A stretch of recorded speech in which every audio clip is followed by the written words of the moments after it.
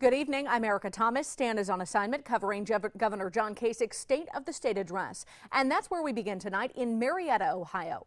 His speech highlighted a stronger budget, job growth, tax relief, and called for expanding education programs. And these are all things the presidential candidate has been talking about for months on the campaign trail.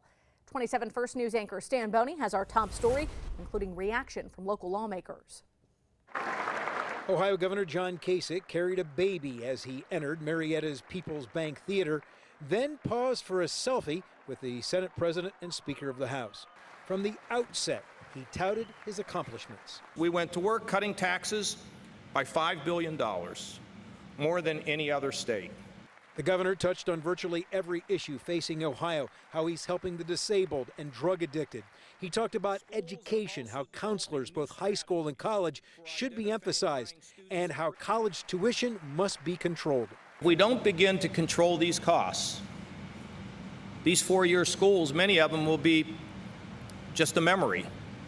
Governor Kasich has long touted tax cuts, and he wants more cuts.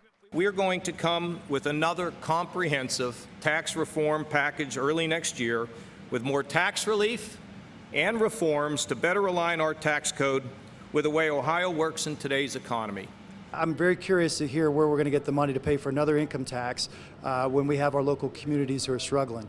What the governor did not talk about was returning some of the money he has cut from local and county governments. I'm very disappointed that he didn't address the lost local government funds to counties and cities, and that's, there's more than enough money in the rainy day fund to supplant some funds to the counties and cities. We're in the best financial shape we've been in the history of our county, and local officials have to step up and do their job as well. The state just can't do it alone. Governor Kasich's speech lasted a little less than an hour. He touched on many communities around the state of Ohio, but never once did he mention one community anywhere around Youngstown. He also is in the middle of a presidential campaign, and only once did he mention that, saying that he has been traveling around the country. In Marietta, Stan Boney, WKBN 27 First News. Following the governor's address, state Democrats responded. House Minority Leader Fred Strayhorn poked holes in Kasich's words, saying reality doesn't match the claims he made in his speech.